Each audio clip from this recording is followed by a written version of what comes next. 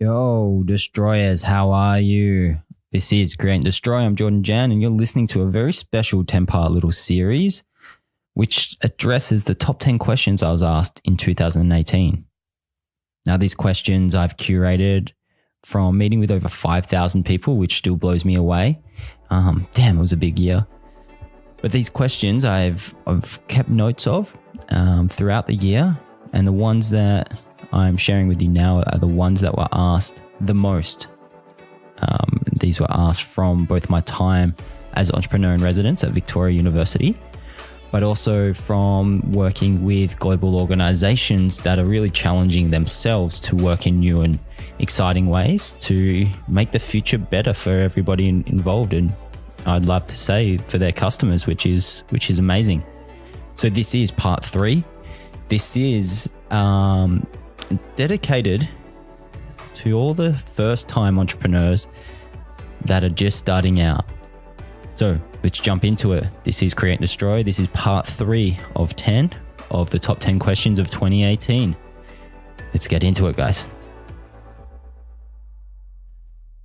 So the third question that is definitely dedicated to the first-time entrepreneurs out there is very simply, how much can I charge for this?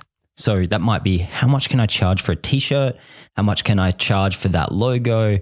How much can I charge for my advice if it's a service-based business? But I'm sure you're all smart enough to swap into this little episode, whatever your product is. But I'm going to simply break this down as if we're selling a t-shirt. If you're selling time, if you're selling advice, whatever you're selling, it's still a product.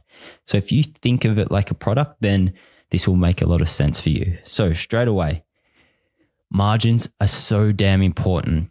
Now, you need to acknowledge that when you're starting out and you're starting small, most likely your margin is going to be smaller and quite significantly smaller than your big multinational global company small, right? Meaning, if I'm starting a t-shirt brand and I'm making one little print at a time by myself, it's going to cost me a lot more than it does for a global organization like a Nike or an Adidas or whoever it is. It doesn't really matter, because they're operating at scale. They can get things cheaper and quicker, and sometimes to a higher quality as well, because they've really dialed the process. But what we want to do is to start thinking about our margins by following a really simple double helix. Now, double helix is essentially the process of doubling something twice.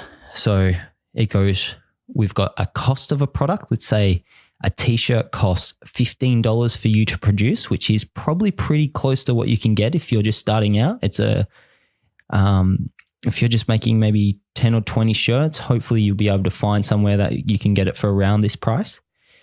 You double the $15 to $30. That there is your first double of the double helix. That one there arrives you at your wholesale price. So now your wholesale price, if you're selling to shops, is $30. And now the shop needs to double it again to $60 to the recommended retail price that they can charge their customers. Now, I need to acknowledge now that there's a lot of companies out there that don't put in this middle gap, and they'll go simply from cost to wholesale and treat the wholesale as the retail price, which is totally fine if you're selling direct to consumer. But what you need to acknowledge is if you're doing that, you are then potentially damaging your ability to sell to retailers, because they won't be able to mark it up to $60 so they can pay their rent and their staff and electricity and all the things attached to having a brick and mortar store, which still equates to a very, very large amount of sales in the global economy. Even though everything is moving online, and I'm the first to acknowledge that, it's still important to think about what direction your brand's going to go and how you need to set it up correctly. So think about that when you're figuring out how much to charge out for your t-shirt. But A really nice way, and this is a way that I've used personally, is to do both. What you want to do is produce this t-shirt for $15 to wholesale to a range of shops for $30, because that there is helping your distribution and the knowledge of your brand, because those 10 shops potentially have 1,000 dedicated customers that trust their opinion. And if those 10 shops that somehow you convince to stock your t-shirts, each order 10 shirts, so 10 shops buying 10 t-shirts, which is very, very small, is 100 people out there that are going to buy your t-shirt and know your brand. Now, getting 100 sales for a first-time startup business is no easy feat. But by allowing this double helix, you can treat those 100 people as almost a marketing budget, right? Because you've just sold those, or you've got the orders for 100 t-shirts from these 10 shops using your sample product that I talked about in part 1 of this series, you can then potentially get cheaper prices, because now you're starting to talk about ordering 150 shirts because you've got 100 pre-sold to your brick and mortar stores. Maybe you should order an extra 50 to put on your own online store. Now, this is where it gets really important. I can't stress this enough, especially coming from the brick and mortar side of the fence.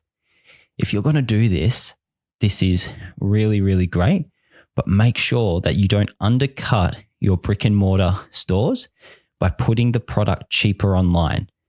I think it's only fair for not only your customer being the shop, but also for your customer being the person buying the t-shirt. You've got two customers here, a B2B and a B2C. That's business to business and business to customer for your first-time entrepreneurs out there. What we want to do is make sure that your shop owners don't get pissed off with you because they've just brought 10 shirts off you, and then they go onto your online store because they want to show the world your brand that they're so excited to have in their independent retail store, only to find that you're selling a t-shirt for $50 and they have to sell it for $60, right? They won't be ordering again. So if you're going to go down this track, I think it's a great way to do it, but just make sure that that price that you're selling directly to consumers is the same as what the retail stores can sell for. That there has made a lot of brands come unstuck. That's the only way that I can see for the relationship to coexist, and that's the relationship of selling to brick and mortar and also directly to consumers through your own e-commerce channels. But let's get down to the nitty-gritty, because if you're trying to figure out how to price this t-shirt, or if you're trying to figure out how to price this service, it's essentially two questions that I would be asking myself if I was you. I'd be asking, one, how much does this problem currently cost my customer? Now, a problem might be as mundane and as simple as I need a t-shirt to wear and I'm willing to spend $60, then you know you're on the right track. If your customer is the person that is in the market for the $60 t-shirt, then sweet, that's what you're looking for. But if we're talking about a service, it gets a little bit more tricky. So if currently your desired customer is looking at spending $10,000 for a logo, that's a $10,000 problem. So if you can, and a logo might be a poor example, but whatever the service is, and that might be advice, it might be logo design, if they're already spending $10,000 on this, then that's how much it's costing them. But that logo might increase their appeal to the broader market. So it might actually be a lot higher, right? So this problem might actually, if a company has a really poor logo or a poor brand presence, that might be costing them potentially millions of dollars in lost revenue because the customer doesn't see a trustworthy brand, or they don't see, what they need to see to fork over the money. So if you can figure out how much this problem is currently costing your customer, and you can provide a solution that fits into their budget and enables them to increase their sales, then you're in the right ballpark. But this is you're only going to find this out by talking to your customer. So that's the first question. And now really, the second one is really, really easy. The second is simply, how much do my competitors charge? If you can identify who your competitor in the marketplace is, and you can find out how much they're charging for things, and that could be as simple as asking them for a quote, then you know around about how much you can charge for this sort of thing. Now you need to work backwards from there to make sure that you can do the service or create the product for a similar price. And that there might open a massive can of worms, to be honest, but at least you know. So they're the two questions you need to ask. You need to find out how much the problem is currently costing the customer. And if you can fix that for a cheaper price, great. And then the second is, how much do my competitors charge for this? And look at competitors at a similar scale than you. If you're a t-shirt brand, it's kind of silly for you to be looking at a global organization to figure out how much they charge. But unfortunately in retail, the customer doesn't really see the difference between a small company and a big company. They just want a t-shirt, or they just want jeans or a hat or whatever it is. So that's how I would break it down. So just to recap, make sure your margins are sustainable for you to be able to sell directly to consumers and to build your brand by leveraging brick and mortar stores, by keeping both your business customers happy and your consumer or your customer very happy as well. Make sure that your expectations and your scale is matched. So you're probably going to pay a little bit more for your product if you're manufacturing goods on the small end of the scale. But as your business grows, you'll be able to order in bulk, and your expectation in that process will be to increase the margin for yourself. And that there wraps up part 3 of the top 10 questions I was asked in 2018. Hope that made sense. If you got questions, hit me up on email or on Instagram. I'm sure you can find the details in the description attached to this little clip. This is Create and Destroy. I'm Jordan Jan, and I will talk to you soon.